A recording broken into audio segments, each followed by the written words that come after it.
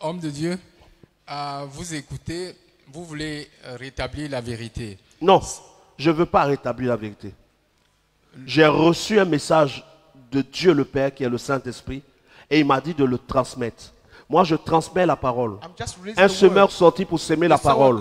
Et il a jeté la parole le long du chemin.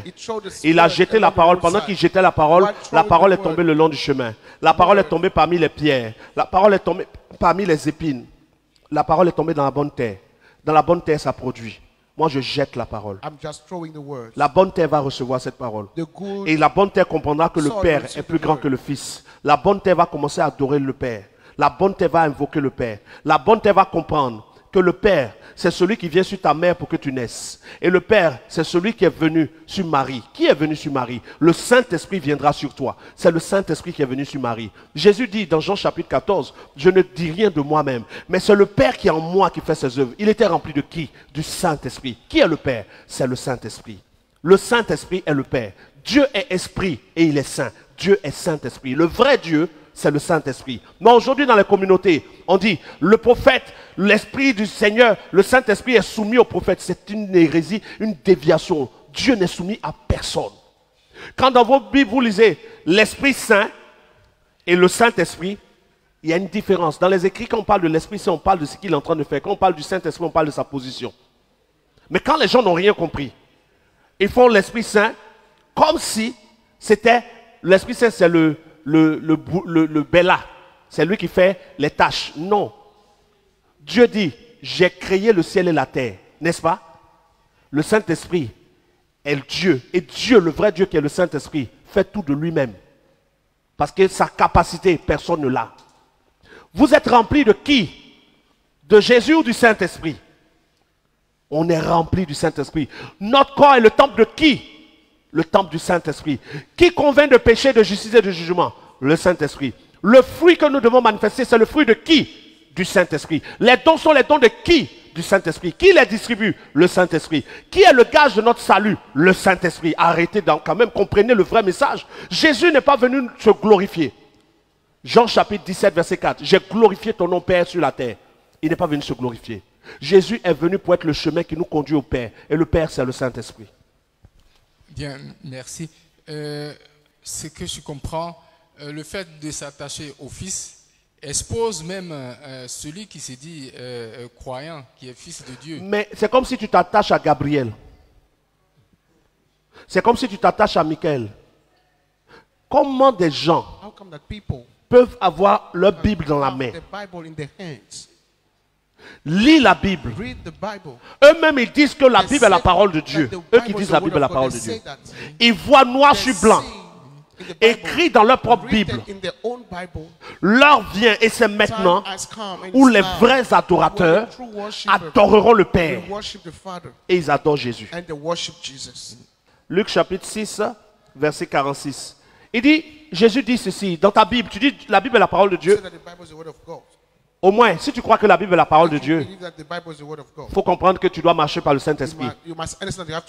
En croyant que la Bible est la parole de Dieu, ça va limiter beaucoup de choses dans ta vie.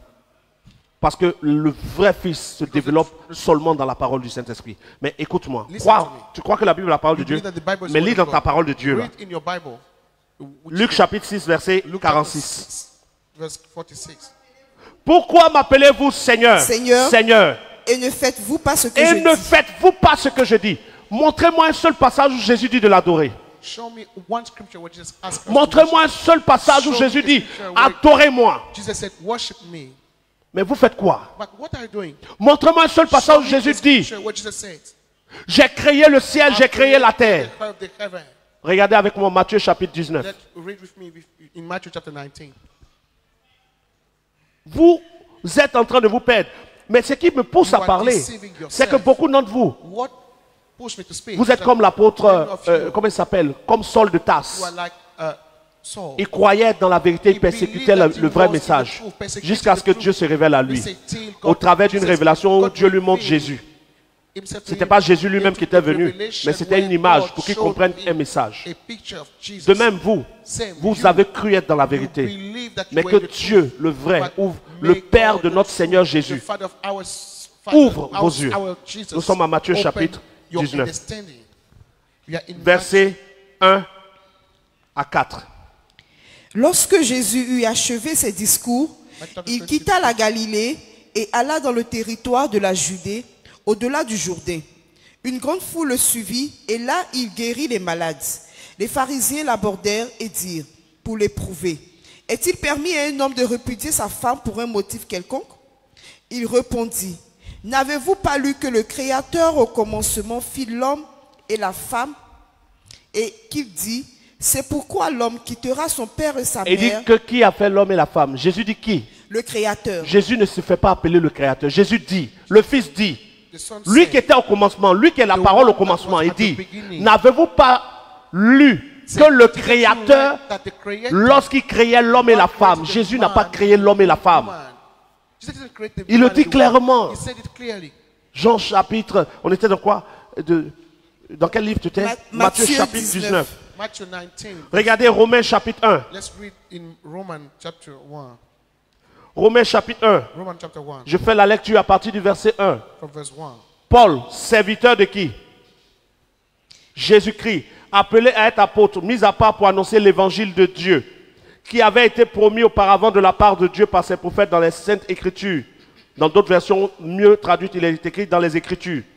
Et qui concerne son fils, verset 3, né de la postérité de David, son fils né dans la chair. Verset 4, et son fils déclaré fils de Dieu avec puissance, selon l'Esprit Saint, par sa résurrection d'entre les morts, Jésus-Christ, notre Seigneur. Regardez le verset 7. À tous ceux qui à Rome sont bien-aimés de Dieu, appelés à être saints, que la grâce et la paix vous soient données de la part de Dieu, notre Père et du Seigneur Jésus-Christ. C'est très clair. Dieu est notre Père. Jésus est notre frère.